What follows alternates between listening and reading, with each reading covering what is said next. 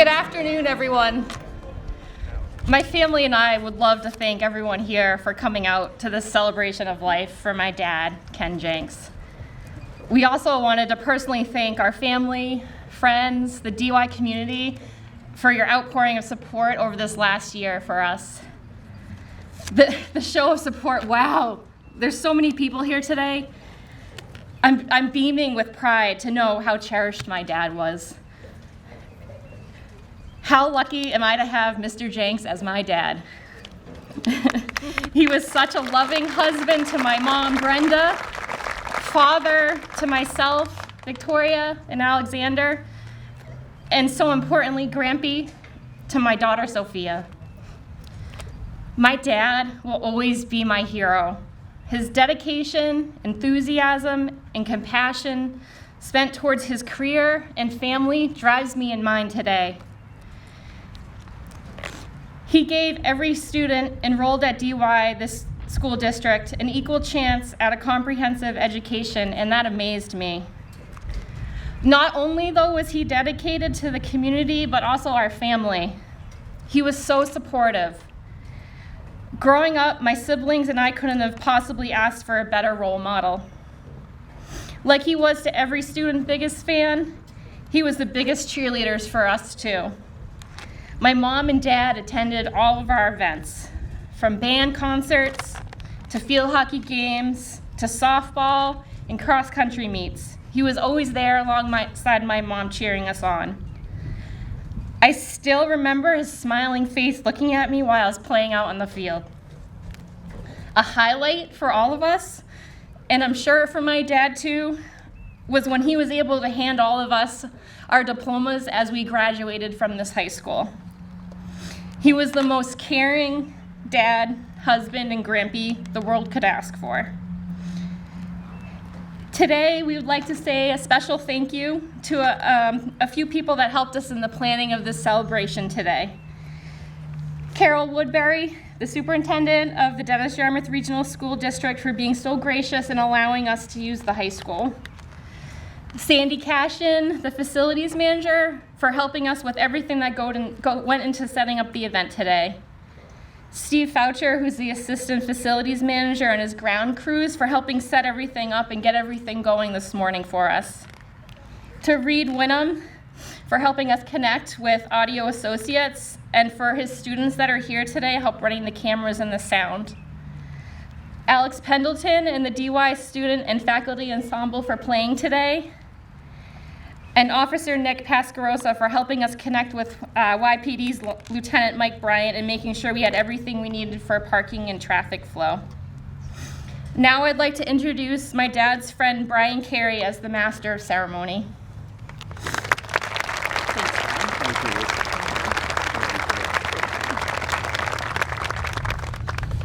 Good morning, everybody.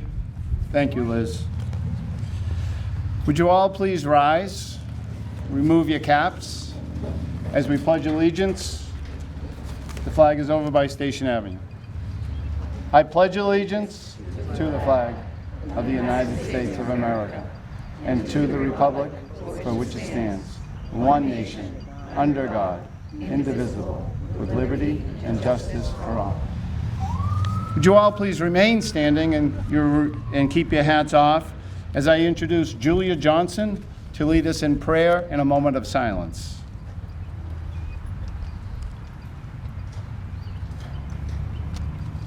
Thank you, Brian.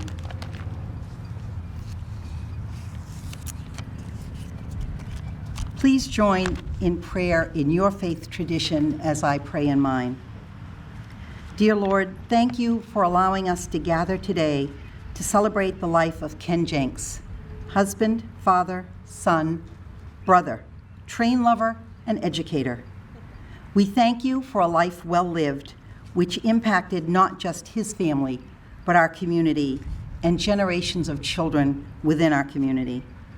We have been graced by Ken's presence, and for that we are grateful. The family has requested a moment of silence to honor the memory of former DY students, faculty, staff, and others in our lives and community who are loved and missed.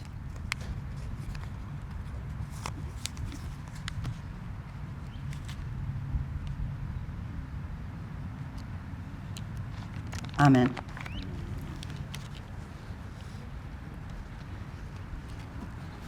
Can all have a seat and relax?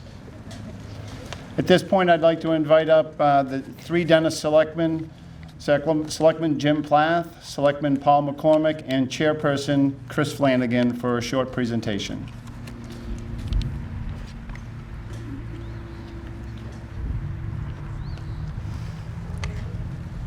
Good afternoon, everyone. For those of you who live in Dennis, you'd know at every meeting that we had that Ken would always start off with saying, "I'm a Dennis guy." And we wanted to find a way to show how much we loved, respected, and how proud we were of Ken. And so my fellow select board members and I dedicated our annual town report for the town of Dennis in Ken Jenks' memory. Thank you.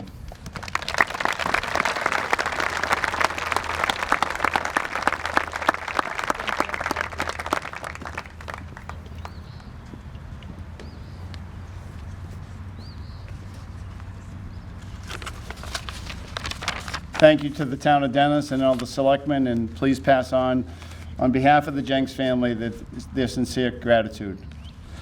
What can I say about a man like Ken Jenks?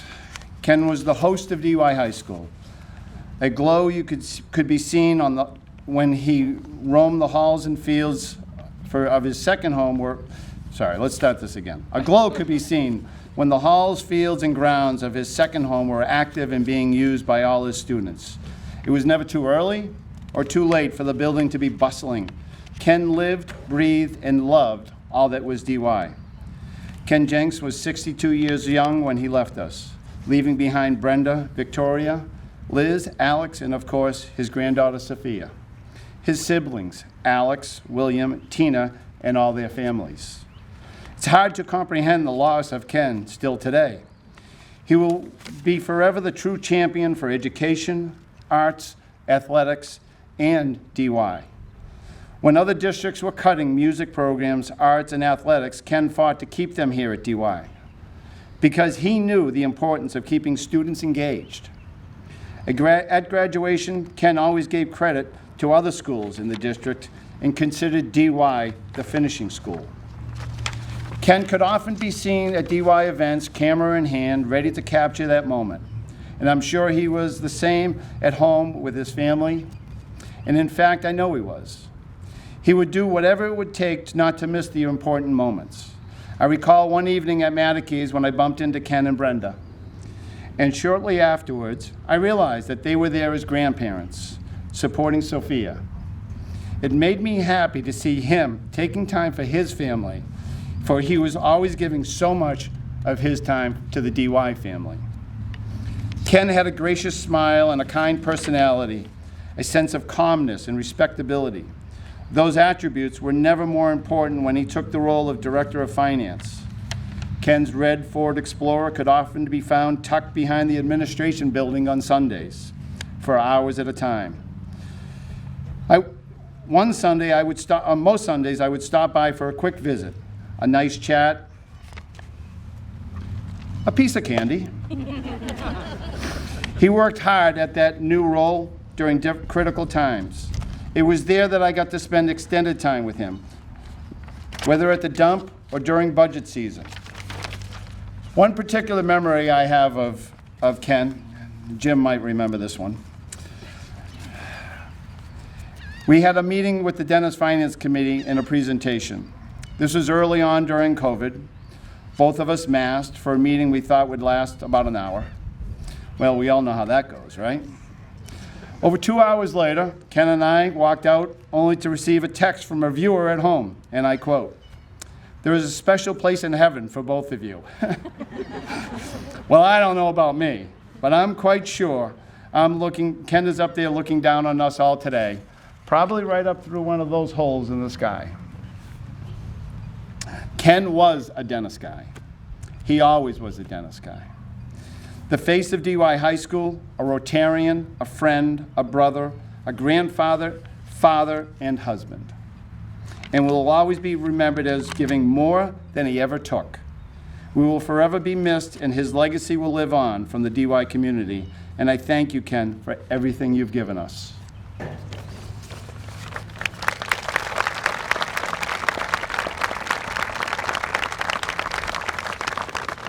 With that, I would like to introduce Ken's work wife and Superintendent of Schools, Carol Woodbury.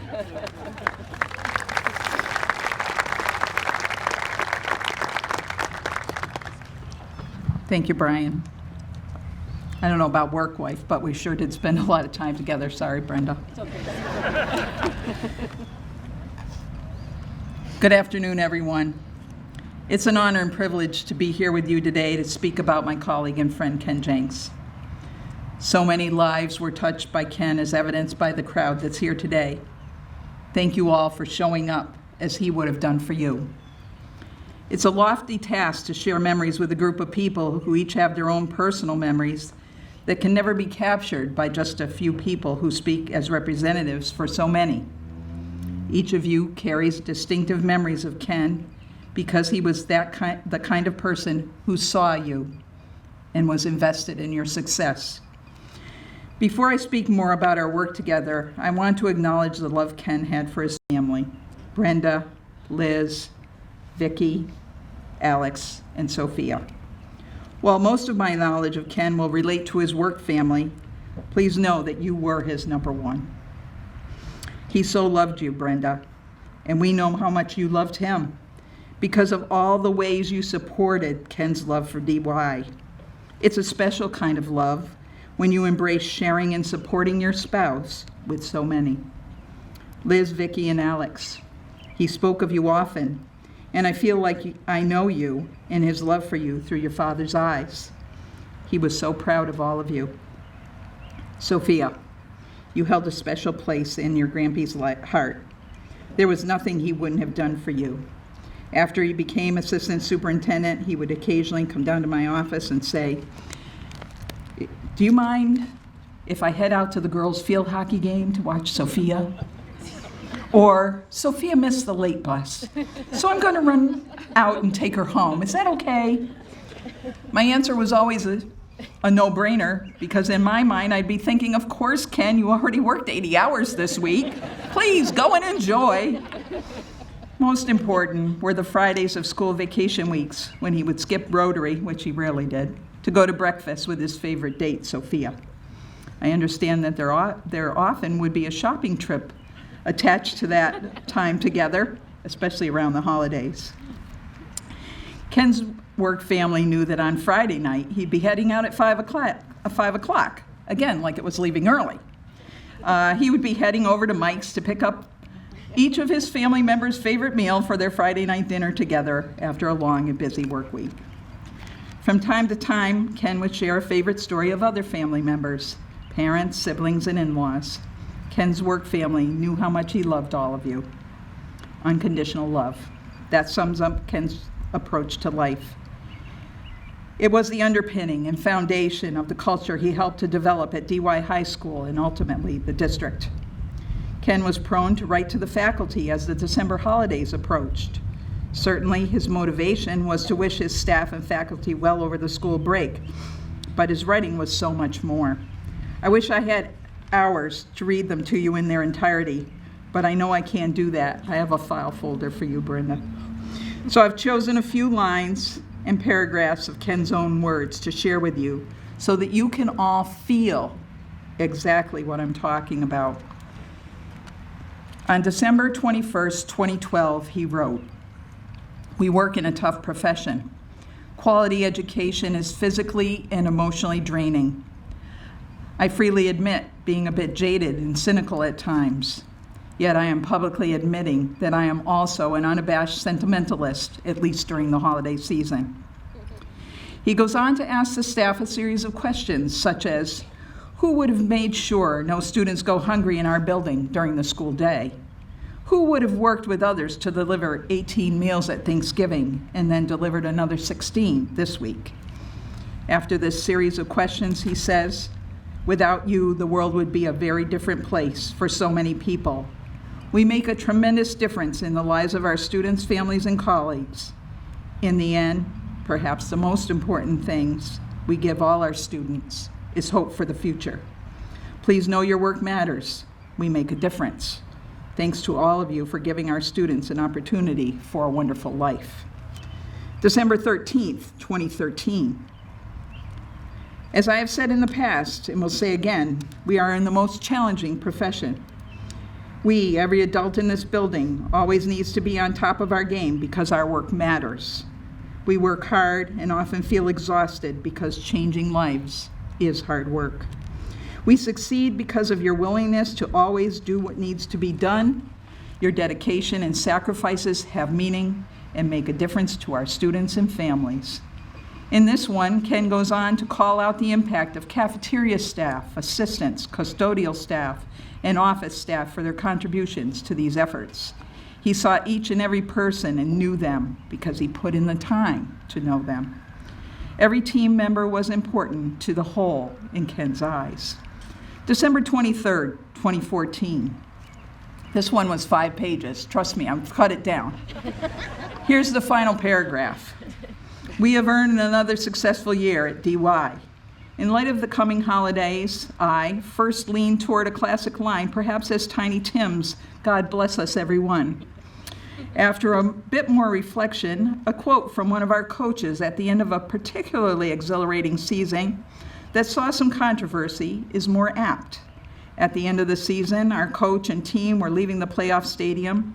Reporters were asking the coach for an opinion about the non-traditional roles and diversity on her team. Without hesitation, our coach responded, "It doesn't matter to me who they are. To me, I love them all the same." No finer words have ever been spoken about our work here at DY. Later that year in 2015, DY High School was awarded not its first, but its second silver medal from the U.S. News and World Report under Ken's leadership. My final selection is taken from Ken's own writings on December 22nd, 2016. Earlier this month, an acquaintance complimented the high school faculty and told me he wasn't surprised that many DY educators practice random acts of kindness in order to support our students. I experienced the glow that comes from an honest compliment. Truth be told, I brace myself for the inevitable but that often drains the life out of unexpected praise. Yet, there was no but, no negative word or thought to erase the happiness of knowing that people recognize our work here at DY. And yet, over the last few weeks, my slightly over-analytical and mildly obsessive reflective nature made me think about the random acts of kindness. Please don't misunderstand. I applaud random acts of kindness, and our world would certainly benefit from a dramatic increase in such acts. Random acts are spontaneous and unexpected, hence random. Random acts of kindness make the world, or a person's small part of the world, a slightly better and more hopeful place. Taken together, all these random acts of kindness make our world a better place for all. However, I kept mulling over my acquaintance's comments. Yes, random acts of kindness matter. In reality, though, I think what makes such a significant difference to our students here at DY are all the non-random acts of our faculty and staff. Ken ended this 3.5-page musing like this. As everyone heads home for a well-deserved vacation with family, friends, and loved ones, I give you my heartfelt thanks for being the kind of people who are not defined by occasional random acts of kindness. We are defined by something more important. We are defined by our consistent, non-random acts, the daily professionalism and dedication that makes such a meaningful difference in the lives of our students. Please take care of yourselves, take care of each other, and take care of the loved ones over the break. Thank you, and I look forward to seeing everyone in January. Ken. Ken lived his life out loud in his interactions with each of us. These writings remind us of who he was, humble and kind, never wanting attention on himself, always giving the team the credit, and yet his leadership and love for all of us inspired us to be better and to do better. Ken dedicated his life to DY. He joined DY in 1984 as a history teacher, and after 15 years as a teacher, co-curricular advisor, assistant principal, and summer school director, he became DY's principal in 1999. When I read his file, I found so much to celebrate. You can see his work ethic, his style, his dedication, and his love for DY in these and other comments made by his supervisors. Mr. Jenks does a superior job in prompting both skills and content in a student-centered instructional process. While Ken's lessons are thorough, well-organized, and posted for his students to see, he needs to explicitly state objectives. That's for you, Mrs. Nell. I threw that one in case you wanted to know Ken did have some room for growth. Mr. Jenks is positive, professional, and relaxed. He employs a gentle sense of humor to maintain a positive classroom atmosphere. Ken is secure, self-analytical, and professionally motivated. In a memo, Dr. McCaffrey, then superintendent, thanked Ken for his summer school report and stated, "Your facts and figures were characteristic of the excellence you bring to the job." When being acknowledged for advising 2 or more activities, Dr. McCaffrey stated, "I want you to know how much we appreciate this extra commitment to our students outside of your regular school day. We must never take your involvement for granted, and we must acknowledge the important contribution you are unselfishly making to the culture of DY." In 1988, Ken was selected by his peers as Teacher of the Year. I believe he was the 6th recipient of this prestigious honor. In 1993, and we saw it, if you have a chance to look over there, Ken was honored with the Kalisa Foundation Terrific Teachers Making a Difference Award. Throughout his career, Ken was open to any change that would make DY High School and the district a place where all students could and would succeed. He would always ask, "What can I do better?" when frankly, he was already at the top of his game. When we decided to move 8th grade to the high school, Ken would talk about needing teachers who were kid magnets in grades 8 and 9, so that they'd want to stay with DY and be successful. Until I read about Ken as a teacher, I never realized that he knew this from his years of being that person. There was no doubt about it that Ken was a kid magnet. Hardworking, dedicated, thoughtful, kind, extremely humble are all words I would use to describe Ken. He and I had a unique relationship in that he was my tour guide while I was applying for the job at DY. After a long day of meeting with parents, teachers, principals, central office folks, town officials, and touring every school in the district, except the high school, we were about to be done for the day. I asked him if he was going to take me to the high school. He said, "You really want to go there? It's under construction, you know." I said, "Heck yes." I guess my dress and less than sensible shoes had fooled him. Years later, he confided in me that he had volunteered to spend that day with me because I was his choice for superintendent, and that when I wanted to go to the high school, it sealed the deal. Ken was so competent and talented. The 4 years with him at central office were some of the best years ever. Again, this humble man, during his first year at Central, would come into my office about once a week and say, "You should fire me now or I should quit." I would ask why, and he would talk about something he was struggling with. I would provide a little advice and say, "You're not fired, so let's figure this out." After he got through his first year, we talked about how hard it was and why it was hard, mostly acknowledging that the new job was nothing like being a principal. But he had everything he needed. There were just new things to learn. Then I asked him if he was done quitting or asking me to fire him, and he agreed that he was. I don't know what I would have done without him during the first year of the pandemic. He was the best logistics guy I've ever known. For Ken, whether a teacher, assistant principal, principal, or assistant superintendent, each was a labor of love. Undoubtedly, you will all remember Ken's sayings, and you all have them in your heart. We each have our own. Things like, "It's all good." "What do you want to do? We can get you there." "How can I help? What can I do better?" He was the example of listen first to understand. For him, there was no job too small or beneath him, including picking up stray trash on the high school floors as we walked around visiting classrooms. And sometimes it was kind of a dirty job. I miss you, Ken. You've made a tremendous difference in my life and so many others simply through your everyday human interactions. We thank you for all you've done for each of us. We all miss you, and we always will.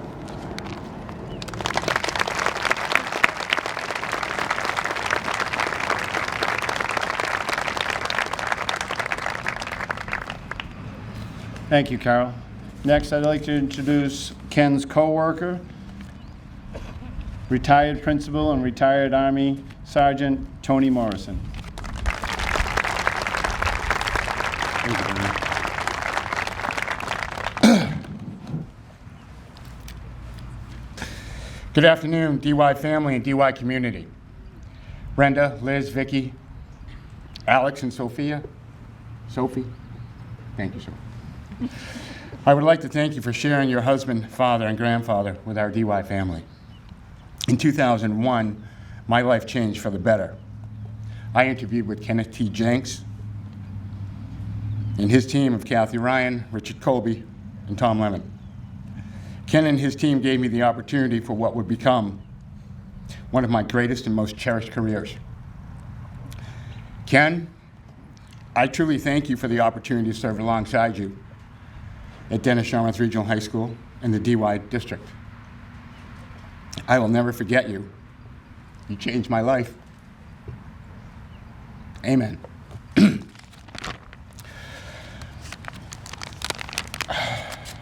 sorry.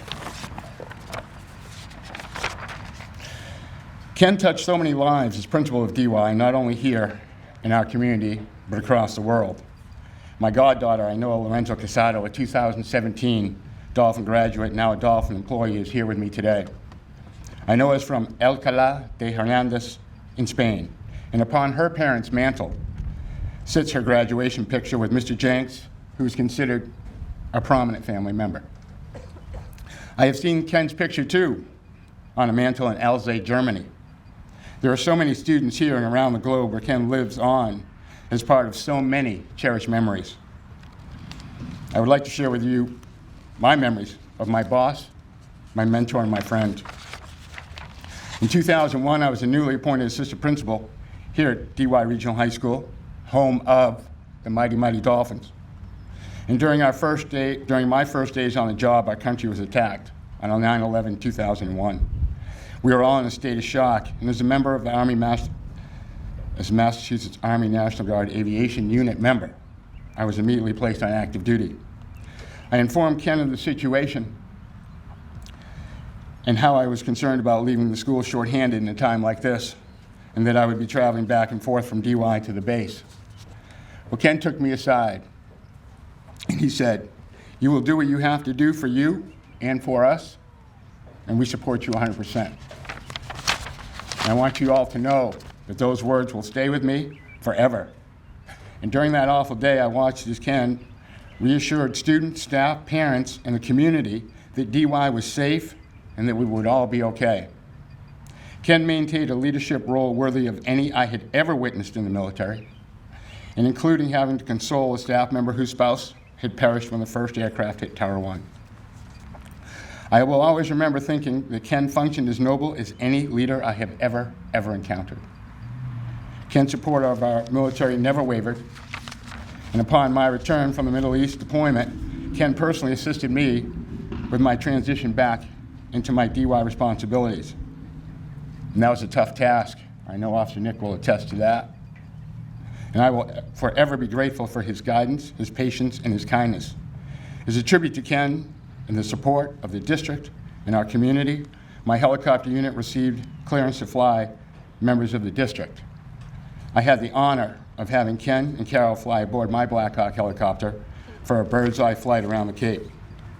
At one point, as I was hanging out the side window riding what I call the cloud on a harness, I reached for Ken's hand. Of course, Ken thought I was absolutely crazy. Yet, he grabbed my hand so hard, and the joy in his eyes was so overwhelmingly beautiful. And he yelled, "Love you, man." And he would often say that to me, "Love you, man." I was so thrilled that he had a chance to fly with me, as he had so unconditionally supported my military obligations. My last memory is one I will cherish forever. The night before his operation, I called Ken, and we chatted, and I wished him good luck.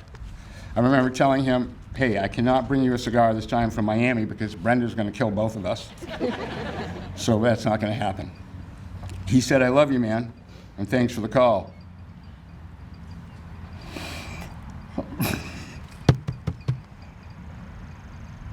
I said, "I love you too, Ken. until again.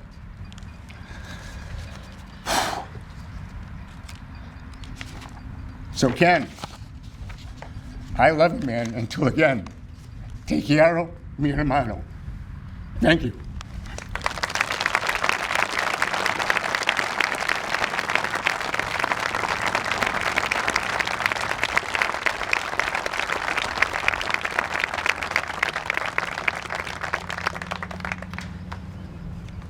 Thank you, Tony.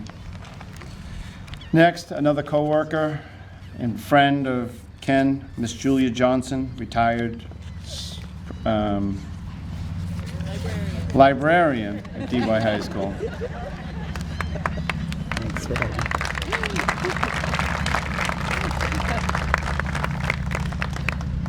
Good afternoon, everyone. Thank you, Brian. I'm Julia Johnson, and yes, I'm the retired librarian here at Dennis Yarmouth Regional High School, and I'm really honored to be here today. Ken was a consummate educator. More importantly, he was a good man, a committed husband, father, grandfather, son, and friend. Ken and I met in 1984 when he came to DY as a history teacher. We quickly became friends despite our age difference. Along with his wife Brenda and my husband Larry, we developed a comfortable friendship. We stayed connected as our children grew. Their children, Lizzie, Vicky, and Alex, have helped plan this wonderful celebration of Ken's life, and he would be so proud of them. Ken was an active member of the Dennis Yarmouth Educators Association, the teachers union. Eventually, he became the stalwart president of the DYEA. He masterfully handled grievances. He negotiated contracts. He understood that teachers' working conditions are student learning conditions. When he became the principal, he remembered what it was like to be in the classroom, the hallways, the cafeteria. He treated faculty and staff with the same respect he wanted as a teacher. He knew the contracts and adhered to them. Ken had lots of titles through his DY tenure. Student, as we carpooled to Bridgewater State with Jim Coogan in the dead of winter. Teacher, advisor, political activist, acting principal, assistant principal, principal, I forgot summer school director, finance director, and assistant superintendent, all while being Ken, a thorough, conscientious person who inspired others to be the best they could be, just as he strived to be the best he could be. He truly cherished the title of Dad. He worried about his own children and how they could thrive in the high school that he suddenly became principal of. We talked about that a lot. It's tough to have your parent teaching. Can you imagine having your dad as the principal? But they all got through it, and he was always, always so proud of you. Some of you will remember, it's a trip down memory lane. Some of you will remember that by default, he became the first and possibly the only media spokesman for the district. An incident brought all the Boston and some national media trucks to DY Regional High School. Ken was tapped to handle them. He did so with firmness, tact, and dignity. Ken was a formidable force standing out front of the high school, telling them what they could do and not do, and where they could and couldn't go, all while working to keep the students who walked out safe as they marched down Station Avenue. Superintendent Michael McCaffrey trusted him to do this job, and he did it so well. On his journey as an educator, Ken put students first. He wanted to share his knowledge with them. He challenged them in the classroom. He advised them as members of Key Club. He kept chessboards and historic games of strategy set up so they could challenge each other. He was a role model who led by example. One such example was the hard work and arduous hours he spent with Phil Morris, Sheila Gannon, and others to develop strategies to override Proposition 2.5 as we work to provide more and better funding for our schools. I asked some of our former colleagues to share thoughts with me about little Kenny Jenks, as he very often referred to himself. And these are just a few of those comments. He always had an academic interest and a thirst for knowledge. He missed the teaching component as much as he loved being an administrator. No matter the time of day, and it was often in late evening conversations, he would talk about how we could improve education and the lives of our students. He was engaged in educating young people. In a job where stress runs high, Ken consistently had a kind, calming effect on those around him. It was so much a part of his being that it seemed to work subconsciously. With peace and with humility, he found easy solutions to small problems and didn't seem to waste energy on petty frustrations. As many of you know, he was seen at art shows, concerts, theater productions, honor assemblies, and sporting events. If Ken was around, so was his camera. He took more pictures than anyone I know. According to Brenda, there are thousands of them. He wanted to capture DY students in action. Just another example of his commitment to the students of this district. Brenda, Elizabeth, Victoria, Alexander, Sophia, I am a better person for having known Ken. And I know there are many others who feel that way also. Thank you for sharing him with Larry and me, our family, the entire Dennis Yarmouth community, and beyond. Thank you.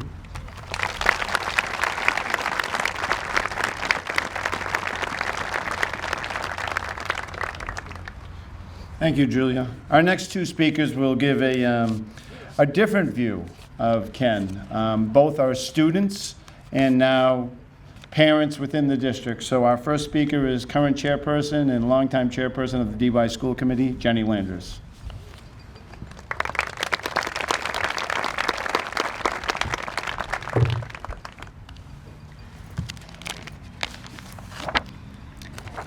Welcome, everyone. I'm so honored to be here today. Thank you for including me. In September of 1988, I walked into a magical place, Ken Jenks' Honors European History class, 5th period. I would later find out that he had only been teaching at DY for a handful of years at that point, but you never would have known that from the confidence he exuded, the way he made European history accessible and exciting for 9th graders, or from the piles of papers, books, and games that filled his room.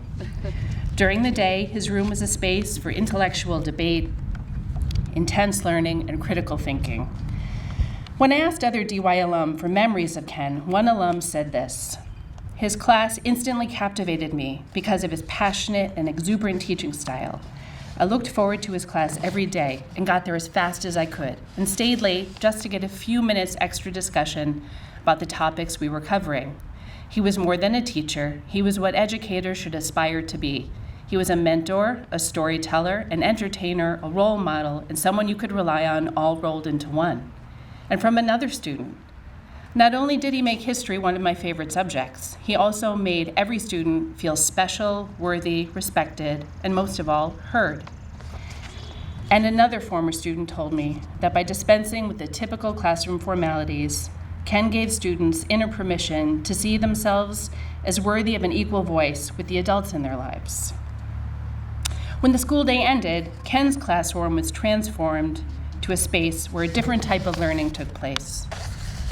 Like so many others, being introduced to Key Club, the student community service branch of the Kiwanis, by Ken was transformative for me. His dedication to community service was a shining example for us, and one that we took to heart. And when his room wasn't being used for a Key Club meeting, a chess club meeting, or another club meeting, it was a place for kids he didn't know where they belonged and who needed a space to sit and read or draw or play a strategy game or just feel like part of something. This all happened under Ken's watchful eye as he graded papers and prepared lesson plans. He knew just when to step in and offer advice or help, both usually coming in the form of a question or a quote, sometimes in Latin. And sometimes his room was a place to watch a Monty Python movie and just have a good laugh, something a lot of kids needed more than anything. Sometime after my freshman year, Ken had to move his room down to the first floor, and I never knew why. But looking back, it may have just been a ploy by the custodial staff to make him pack up all those books and papers so they could finally clean the heat units and vacuum without a pile of books toppling over. When he got to his new room, one of the first things he installed, and much to the dismay, I'm sure, of the custodial staff, was a system of milk crate cubbies for students to store their stuff during the day. He knew that the halls of a high school aren't always the friendliest place, and his room was a refuge for so many of us. And before there was a lovely concession stand down here at this field, there was a tiny little shed at the back of these bleachers where I stood shoulder to shoulder with Ken on very cold Friday nights, selling hot dogs and candy bars during football games as a Key Club fundraiser. His energy for projects and the patience he had for teenagers was truly remarkable. I'm not only grateful for Ken's dedication to his students, his school, and his community, but I am also enormously grateful to Brenda for holding down the fort at home. No small feat with 3 small children, so Ken could be there for us. Thank you, Jenks family, for sharing him with us. I'll never forget awards night my senior year when Ken told the audience that he knew he wasn't supposed to have favorites, but his favorite was that 5th period European history class that I was in my freshman year. I'm sure he had other favorite classes after us, but I prefer to believe that is not the case, because to be Ken's favorite is a status to be relished. After I graduated from DY, I would stop in and see Ken from time to time, and later in life, I loved running into him when visiting the Cape. I was so thrilled when he became the principal at DY, and when I decided to run for school committee 6 years ago, he was the first person I wanted to talk to. And of course, he made time to sit with me and to share his thoughts about the district and help me understand how I could help make a difference here. Shortly after I joined the committee, Ken was promoted to assistant superintendent, and I had the enormous pleasure of getting to know him all over again as an adult. The same intelligence, dedication, energy, and patience that made him the best teacher I've ever had also made him the best administrator you could ever ask for. Caring and humble, no job beneath him, Ken transitioned seamlessly from business manager, crunching the budget in his office, piled high with papers, to facilities manager, sanitizing classrooms to keep our students safe during a pandemic. His calm demeanor, quick laugh, and passion for education and the DY district made working with him a joy, and I looked forward to the day he would lead this district as superintendent. I've spent a lot of time since last March trying to figure out how to honor Ken. As some of you know, the auditorium at our new grade 4 to 7 building will be named the Kenneth T. Jenks Performing Arts Center.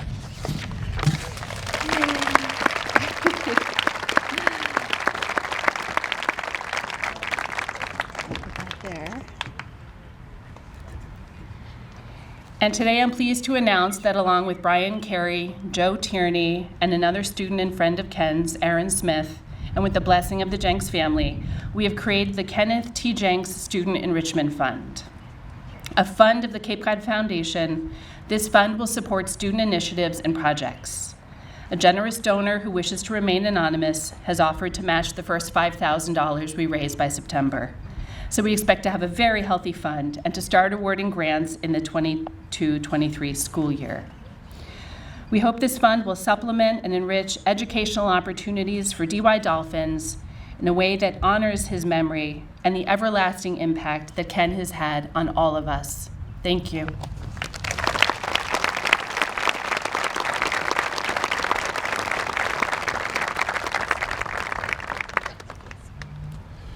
Next, another former student of Ken's, DY Chair in Music and Performing Arts Director and Band Director, Alex Pendleton.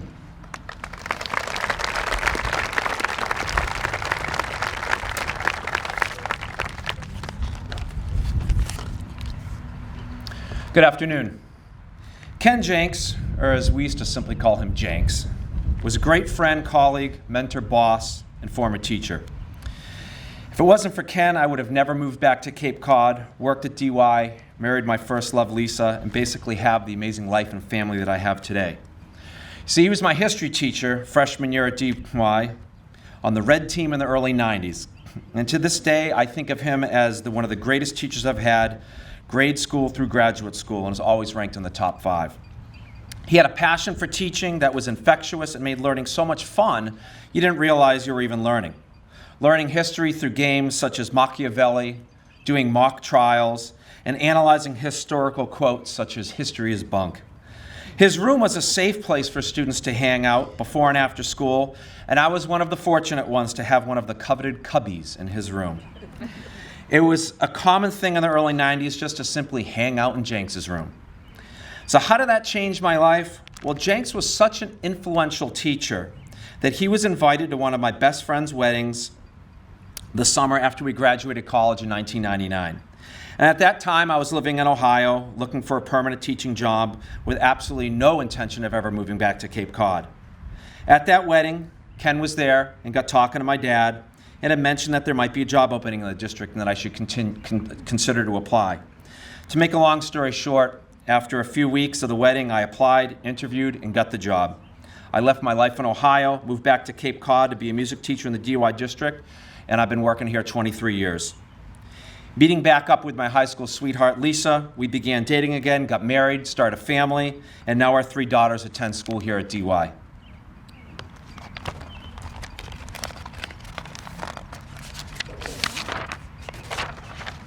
Here's the big takeaway. If it wasn't for a teacher like Jenks, who was so kind and compassionate to his students, former students like my friend would have never made that student-teacher connection and invited him to the wedding. I would have never known about the job opening at DY, hence never moved back here, married Lisa, etc. Maybe that's a long shot, but I always felt that he was the creator of that major crossroads in my life. And I'm so thankful knowing that I had the chance to tell him this story on many occasions over the years we worked together. Over my career as a teacher at DY, I could not have asked for a better principal and mentor. He was always a huge supporter of music and arts, coming to every concert he could, make it a point to shake my hand and congratulate me after a performance, and he rarely missed a band banquet. When Brenda reached out to me to be part of this day, I was honored and wanted to make sure that the music was meaningful. Ken's love for history, particularly the American Civil War, led me to pick a piece called The Shokin Farewell from the Ken Burns Civil War documentary. I arranged and orchestrated it for the ensemble you see before you, consisting of various faculty, alumni, and current students. Thank you, Ken, Mr. Jenks, and as he called himself in history class, Jenksus Maximus, for being part of our lives. You'll be truly missed. I hope you enjoy this arrangement of A Shokin Farewell.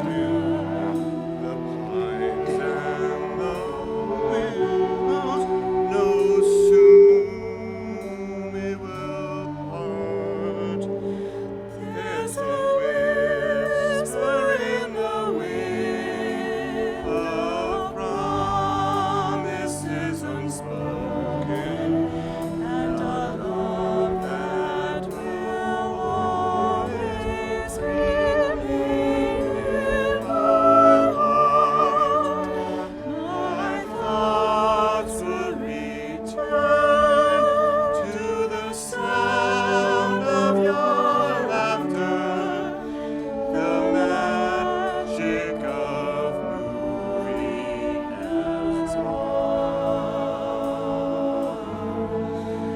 and a time we'll remember long ever after. The moonlight and music and dancing on dark.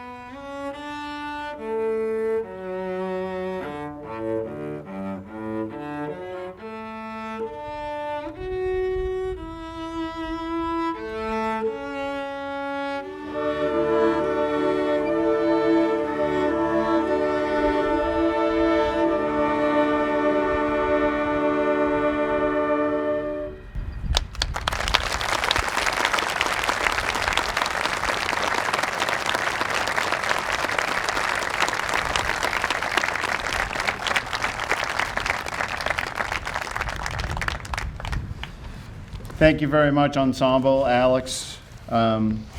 Music was such an important part of Ken's life, and it's nice to have you here. Thank you very, very much. How about another round of applause for them?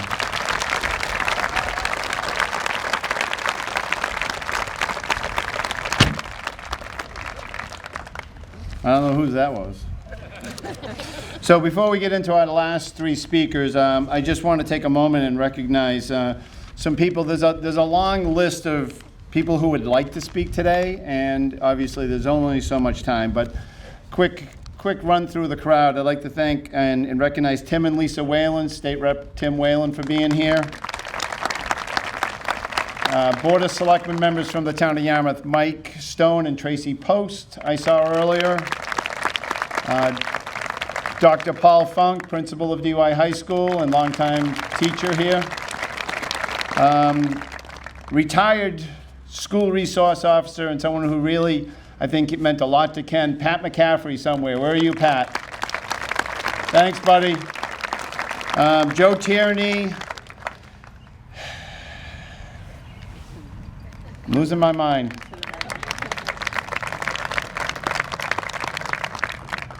And Jim Dykeman, one other person. All right, so that's what you get for giving me the opportunity to do this. So a co-worker of Ken from the school committee and brother Rotarian, Phil Morris, is our next speaker.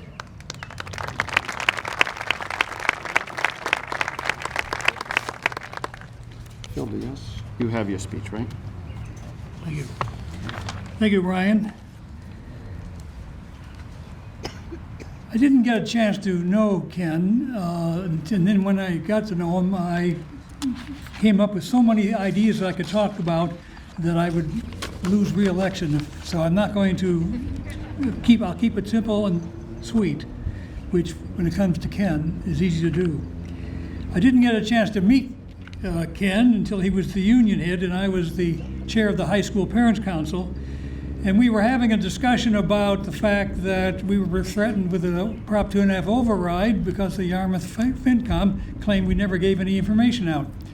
So we got together one weekend in the central office and downloaded, now this is before computers, so when you download from a file cabinet, it's a little more tricky. We made a copy of every document relating to finances that the school system had generated and given out for that year, this being the spring. We made a copy of every document for every member of the Yarmouth Finance Committee, which means that we gave them a document package of an inch thick. And we were able to settle any disagreements or misunderstandings by flooding them with good information. I spent a long weekend with Ken for 2 days, just cranking out, getting the copy machine turning bright red.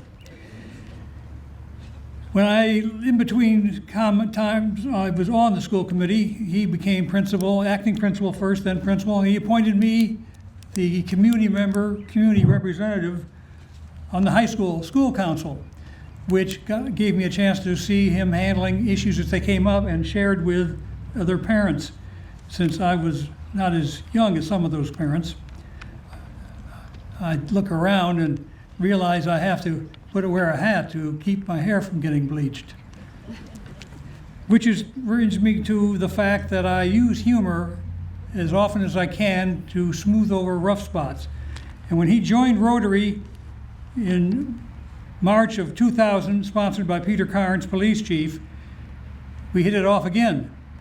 Because no matter what was going on, he served equally on the front desk, Meals on Wheels, social media commentator, program speaker, and when one speaker didn't show up one morning, he took the opportunity to answer some questions some of the Rotarians had about why Interact didn't have long meetings and they would come up to a room and be gone in 5 minutes.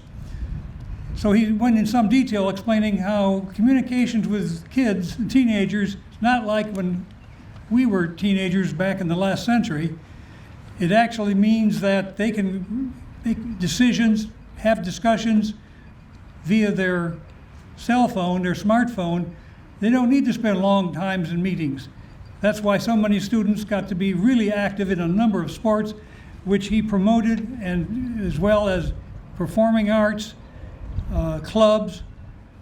The involvement of the students at DY is second to no other school system.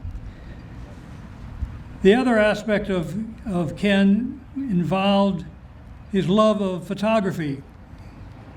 I was a former professional photographer, and we traded stories and questions, and he asked my advice, and I asked his advice about humor.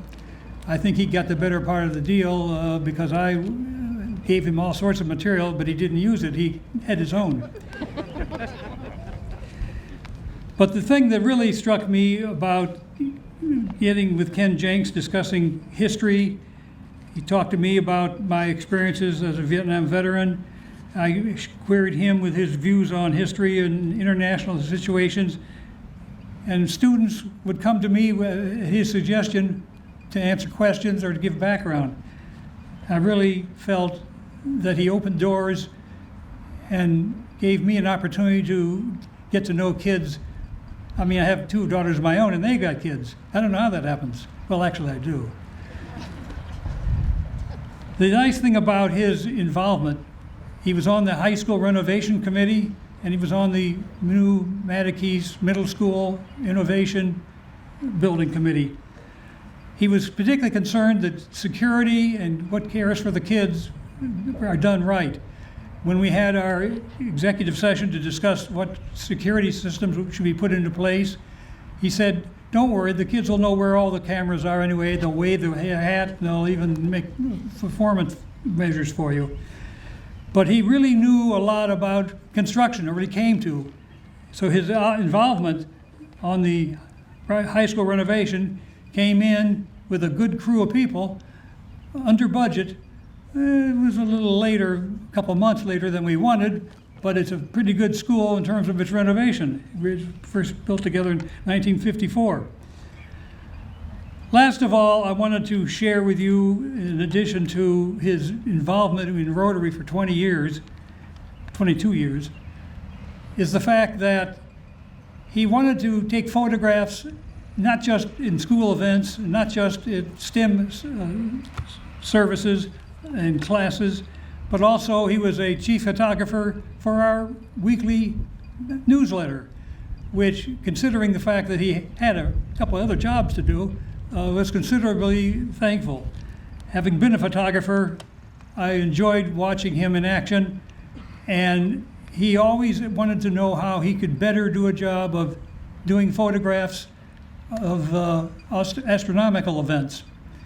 So I developed some ideas for him and tabled them with the little humor bit I did for the Rotary Club, which involves astronomy and timely events. So in closing, I think we need to remember that tonight, is a lunar eclipse, total lunar eclipse. It'll take place by 9:30. It will start, and we'll start entering Earth. The moon will start entering Earth's shadow at 10:20, and it'll be an entire moon will be in the shadow by 11:20. So when you look up tonight, think of Ken Jenks. Look up, think of what he contributed, and say, it's all good. Thank you.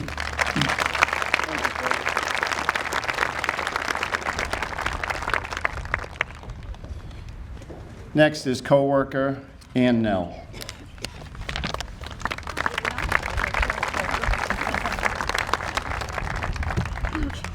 As long as this doesn't go over. Thank you.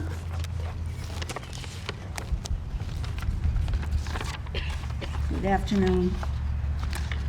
From the day that Ken Jenks arrived at DY, we worked together for the betterment of our school climate and culture. He was always focused on making DY be a better place to be. As new teachers, we volunteered to spend our Saturday mornings to chaperone students who were assigned to the library for various and sundry infractions. But Ken used Saturday school as an opportunity to create student community enrichment instead of discipline. He also used this time together to discuss how we were going to lead and improve our school. And to that end, Ken did just that. Ken was everywhere and with every student, from dances to lock-ins, graduations, band concerts, athletic events, theater production. We can't forget proms, and I would be really remiss if I didn't say majorettes. He was always taking pictures of all of those different venues, student activities, and capturing pictures of images of our students' achievements and successes. Ken was a social studies guy, and he loved reading and studying history. As a history teacher, he encouraged students to understand our past in order to have a better future. He made an impact on thousands of students and hundreds of colleagues, and he made us better. He made our schools better. He made our district better. And that is a rare accomplishment. Ken Jenks was the DY Advantage. Ken was also the advisor of the DY Key Club. He was drawn to the motto of the Key Club, which is caring, our way of life. His caring demeanor continued as a member of the Rotary Club of Yarmouth, where he continued his caring way of life and his service to better our community. In memory and honor of Ken's professional life and his dedication and service to young people, a brick has been placed on Memorial Park on the grounds of the Massachusetts School Administrators Association in Franklin, Mass. So well deserved.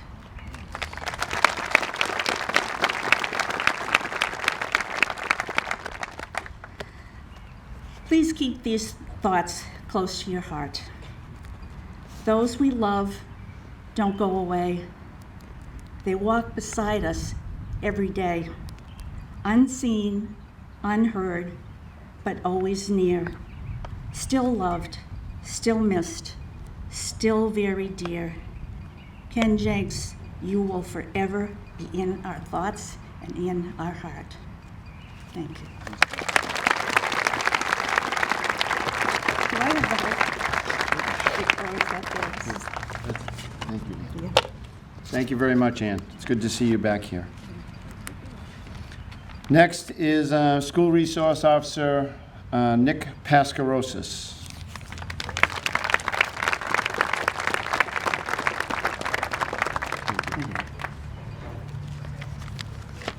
What a magnificent day this is for Ken.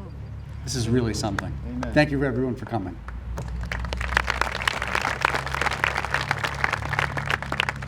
Brenda asked me to spend 5 minutes talking about my friendship with Ken. That can't be done. The stuff I've forgotten about our friendship would take hours to cover, and I'm going to try and honor the 5 minutes, but that's not what's really going to happen. I tortured myself trying to figure out how to condense all of this into something coherent. And I think I was in the oatmeal aisle at Stop and Shop on Friday when I bumped into Pat Frigero, who said, "Nick, just start from the beginning."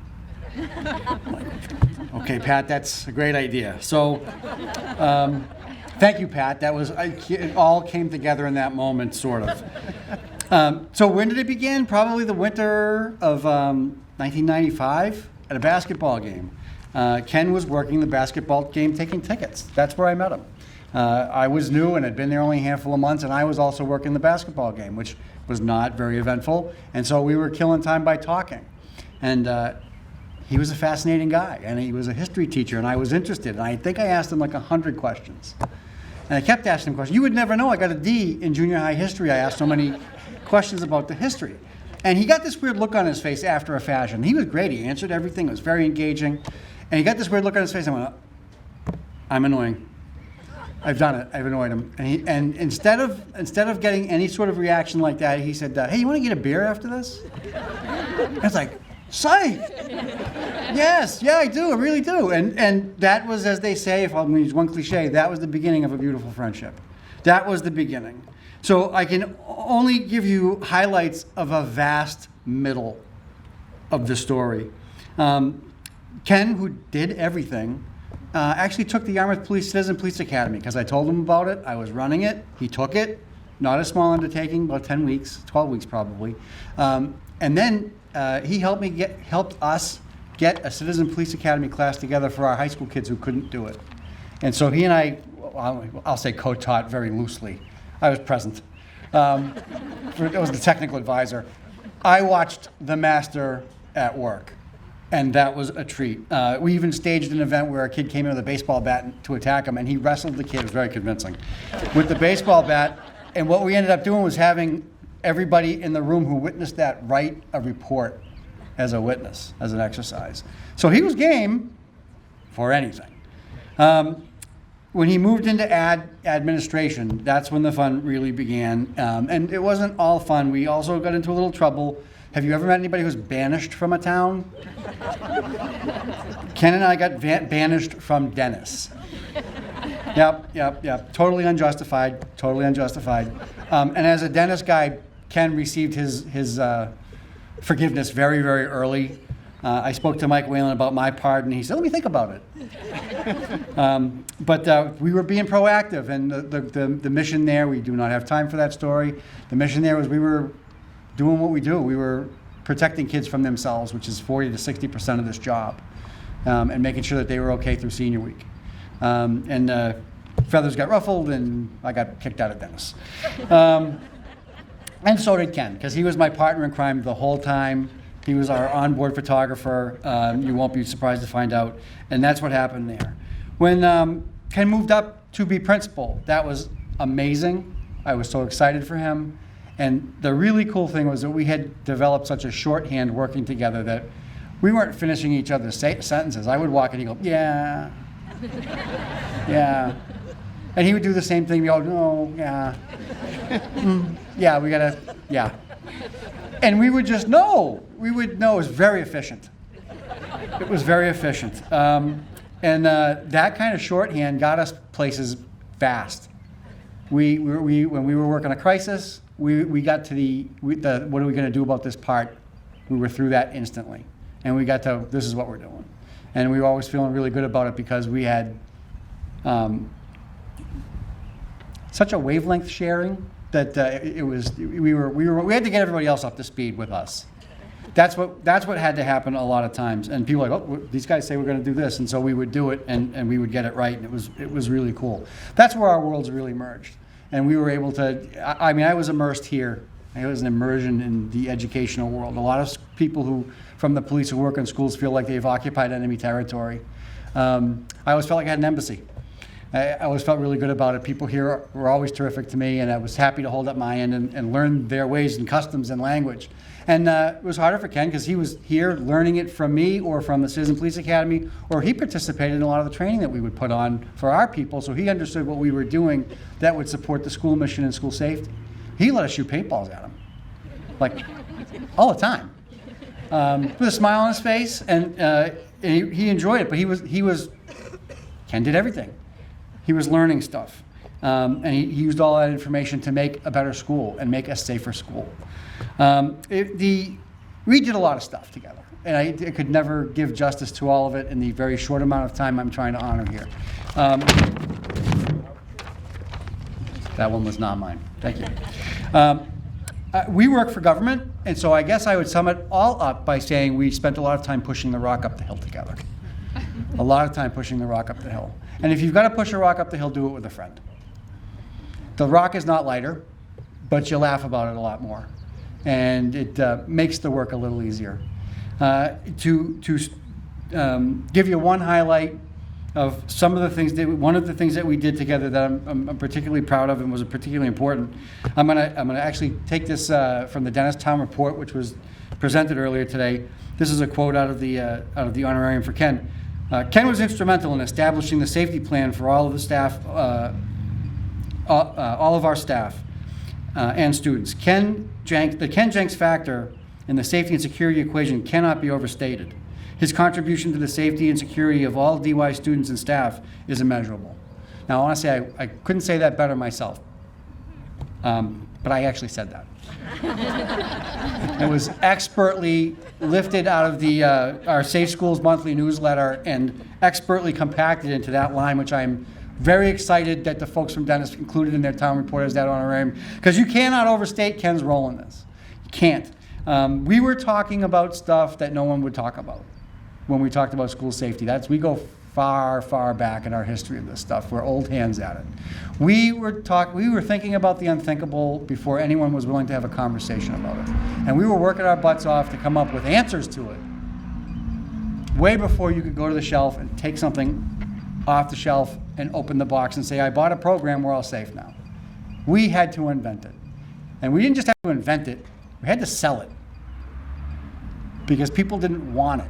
People didn't want to talk about it, and they didn't want to accept that it was a new part of reality.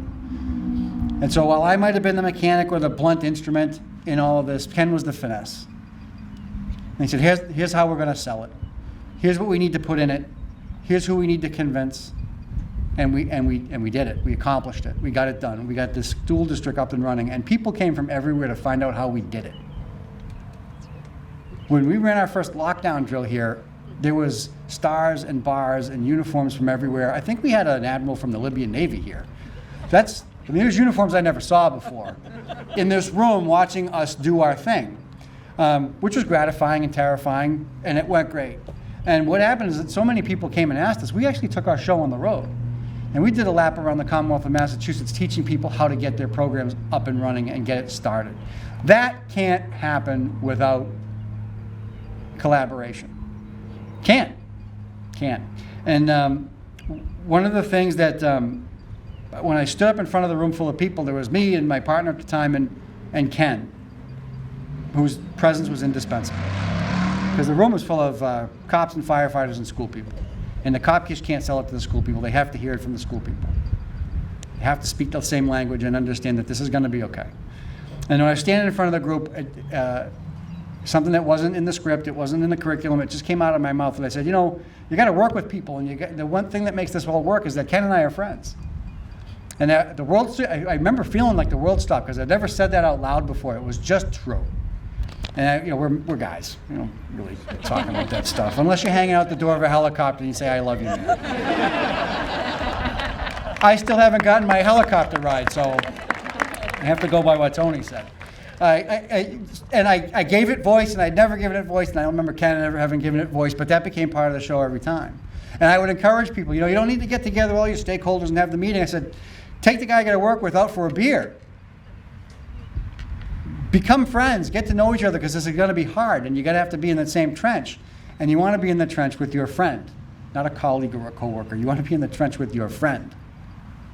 And as I stood there and I said that over and over and over again, everywhere we went from wherever we were, I also took stock the fact that most of these people can't get a meeting with who they need to talk to.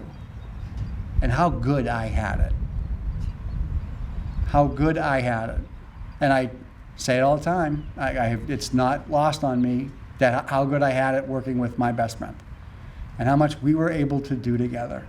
And it is light years ahead of what anyone else is able to do simply in a collegial environment.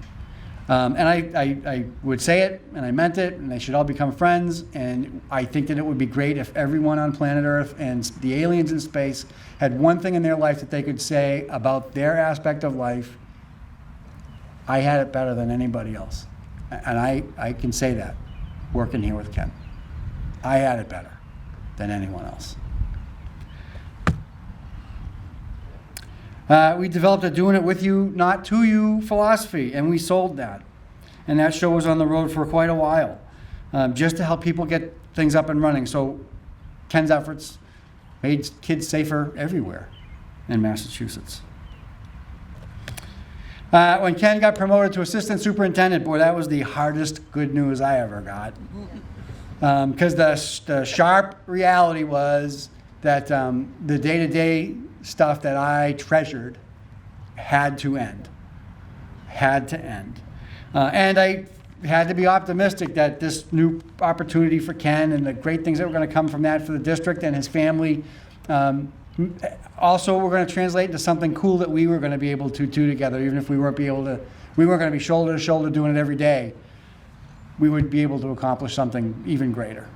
And that is the end of the middle of the story. So, two stories for me are permanently tangled. They can't be untangled. Ken used to stop by all the time. When his duties would allow, but he'd always stop in the office and we would catch up. Well, my wife got sick. She came down with cancer. And I was surrounded by some really, really excellent people who were looking out for me. Pat McCaffrey sat 4 feet from me and he went through that experience with me. And Ken made sure he stopped by much more frequently than he otherwise did. And he would come in and say, "What's going on? What's the latest? What do you need? How's it going? What can I do for you?" And watched over me, not that there was anything any of us could do, watched over me through that process. At one point, about a year ago, Lisa's condition took a turn for the worse, and we went up to the hospital at Brigham and Women's. And not too long after arriving, it went from hospital stay to hospice. So that's where I was spending my time. And a few days into that, I got an email from Carol Woodbury, like everyone did, that said Ken had fallen ill, and he was getting treatment, and we're looking forward to him coming back, or words to this effect. So I snapped off an email to him. "Dear Ken, you better not be checking your email." Because he would. He'd still be working someplace. I said, "You better not be checking it. You better be resting, and I will be in touch with you as soon as humanly possible." And not long after that, I heard from Brenda. She reached out to me, and we spoke, and she told me that the situation, timeout, was more dire than that. And I hung up the phone, and I reacted and turned to Lisa, and I said, "Honey, Ken's in trouble."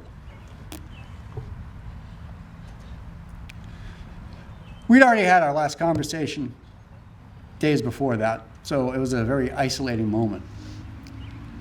And it was a few short days after that she passed, and a few short hours after that Ken passed. Essentially a double whammy. So he was in the same hospital. I was so tempted to sneak out and visit with him, but it was not to be. It was the darkest day in the history of Maine. So you could say that that's the end of the story, but is it? Because as you leave here today, if you bump into Paul Funk, ask him how many times a week I invoke Ken's name. And I do it so often, I've taken note that he's been doing it too. So in that way, at least, Ken's spirit and his influence lives on in this institution behind you. And I think will do so for a very long time to come. And certainly I hope it will as long as I'm here. Ken and I earned our scars, and we earned our laughs, and we earned our stories, and we earned our triumphs, and I am so privileged to have had him be my friend, and to be my best friend is just something else. And Brenda, thank you for having me today. I know you know I would not have said no. Jenks clan, thank you to all of you. And to Ken, thank you, my partner and my friend.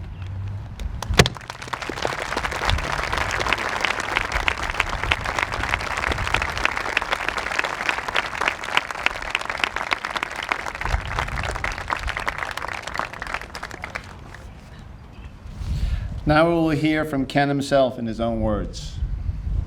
The following audio is pulled from an interview he did in which he talked about an upcoming visit from the school accreditation team. Following in his words, you will hear his favorite song, the 1812 Overture, made popular by the Boston Pops.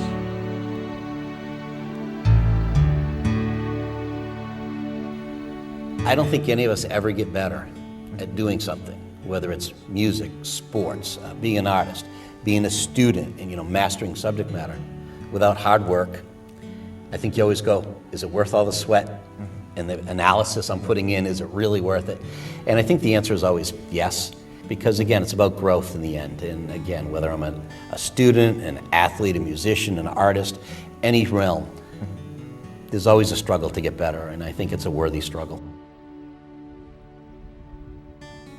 Everybody in school who has one or two significant adults succeeds. Yes. Almost anybody who's dropped out of school or not done well, when you talk to them about that experience, there wasn't that teacher who was the magnet, or that assistant principal, that guidance counselor, that teaching assistant that got them in every day. It's easy to do the right thing when life is good. For our students who struggle, we need to know that they know there's somebody in this building who's not going to judge them, that's going to help take care of them, no matter how tough their day is. I think when people come in, we all know you can have the most modern school or the most ancient school. And while it's good to have a newer school, it's not the bricks and the mortar, it's the people. I want them to see the incredible teachers we have here working with our students. I want to see the incredible guidance program. Our student body is second to none. I'm really proud of our students. It's amazing. I get to visit other schools, and I'm always like, it's so good to come home. We have students who are so talented and so committed to so many different things. I want that team to see us, the DY group.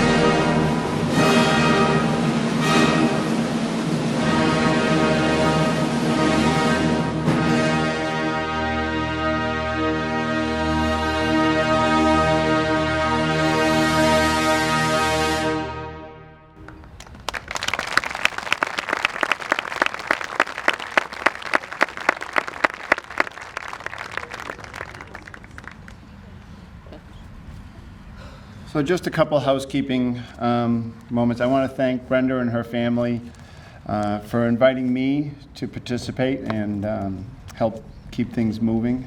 I want to thank you for having this during the day, because if you had had it at night, I would have been severely tempted to have fireworks during that most recent episode.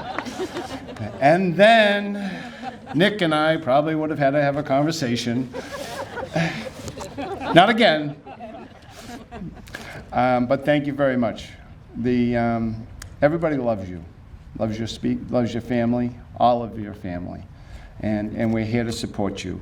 For everybody, this ceremony, this celebration has been recorded and will be played over, and probably, I'm going to guess, on YouTube, and we'll release that through the Jenks family on their on the Ken Jenks Celebration website or Facebook page. I want to thank 5 Star Bus Company for these beautiful wreaths that they made when Ken passed, that every bus had.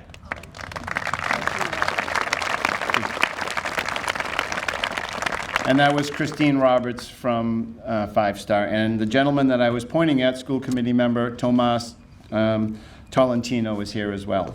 The Jenks family would love for you to join us down here and come say hello and shake some hands and hugs and get to see everybody that's here. But that does conclude our celebration of Ken Jenks, an amazing gentleman.